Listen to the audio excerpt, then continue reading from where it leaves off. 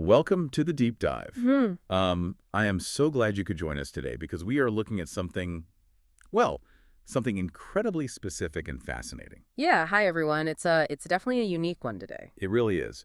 Our mission today is to unpack a very specific operational document. We are looking at a bilingual core position statement utilized by an Australian health promotion charity. Right, which is essentially an internal guide. It's the kind of thing they likely use for, printing training cards or handling FAQs for their staff. Exactly. It is designed to help their team explain exactly who they are, what they do, and importantly, what they don't do. Which is often the hardest part for any organization to articulate clearly. Right. And I want to make a quick formatting note for you listening. Because this document is so precisely worded, it is entirely boundary focused, we are going to conduct this deep dive in a strict question and answer format today. Yeah, that's really the only way to do it justice without muddying their message. Exactly. I will pose the core questions outlined in the document, and my expert here will provide the exact unexpanded answers. We are basing this only on the source material to ensure no core idea is missed. I've got the text right in front of me, so we will stick strictly to the script they use. Perfect. So let's unpack this. Question 1. If one of their team members only has 30 seconds for an elevator pitch, what is their core position? The document is very clear. They are science communicators, not medical practitioners. Just strictly communicators. Right. Their job is to deliver peer-reviewed research from leading journals directly to the community in accessible language. And they actually name-drop specific journals here. They mention The Lancet and Nature. Those are massive publications. The biggest.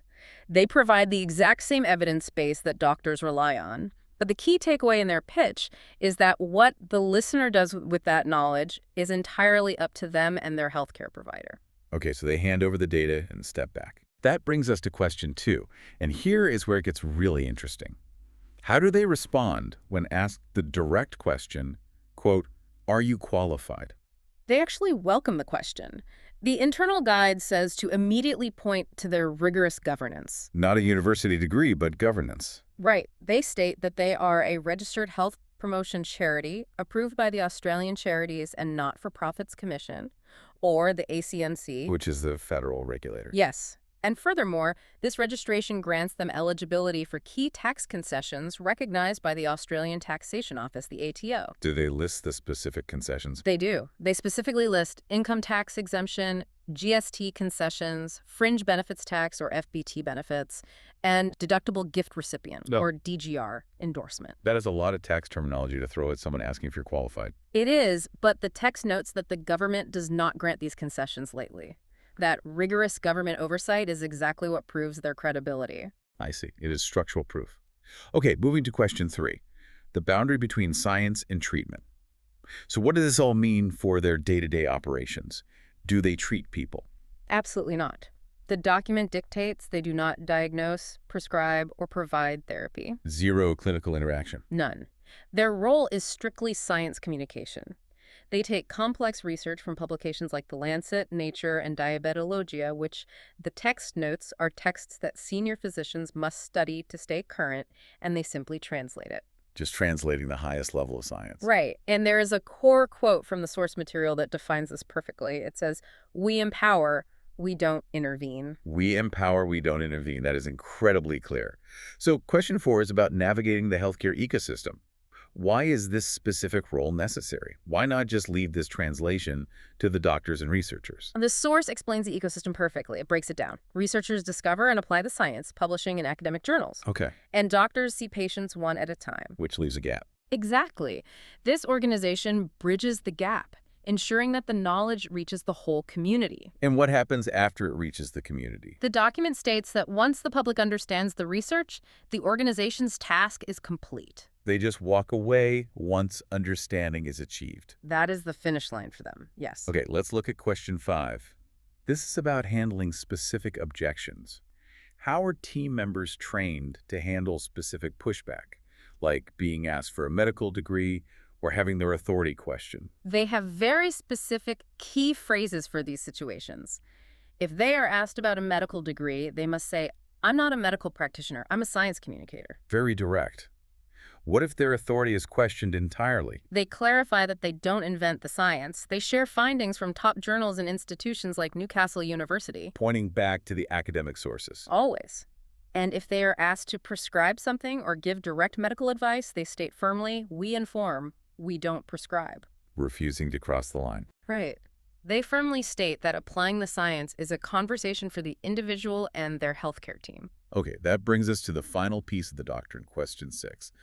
To wrap this up, what is their one-line identity, and what tone must the team use when delivering it? The one-line identity is this. I am a science communicator, not a science inventor, not a science practitioner. I communicate science. Wow. Not an inventor, not a practitioner. Exactly.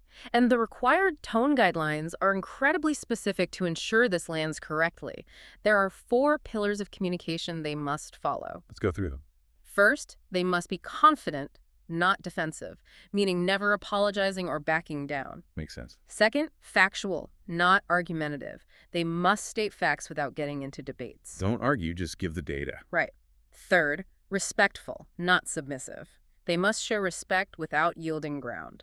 That's a delicate balance. It is.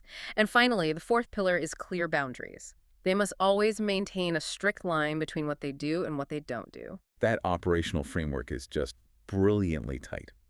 To summarize what we have just walked through, we are looking at an organization that has meticulously defined its space. Very meticulously. They operate with high-level government recognition from the ACNC and ATO to validate their existence.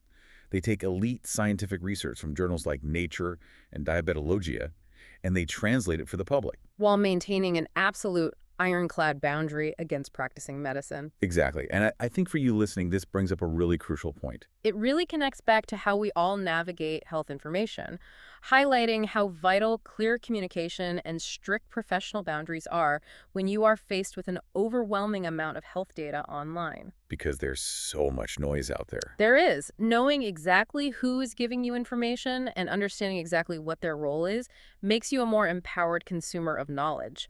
When an organization draws a firm line about what they don't do, it builds trust in what they do offer. It really does. Before we wrap up this deep dive, I want to leave you with a final thought to mull over. We have seen how this charity acts as a bridge, handing peer-reviewed data directly to the public. Right. Consider how democratizing access to peer-reviewed research like this, translating complex academic data into everyday language, might fundamentally shift the power dynamics in a doctor's office.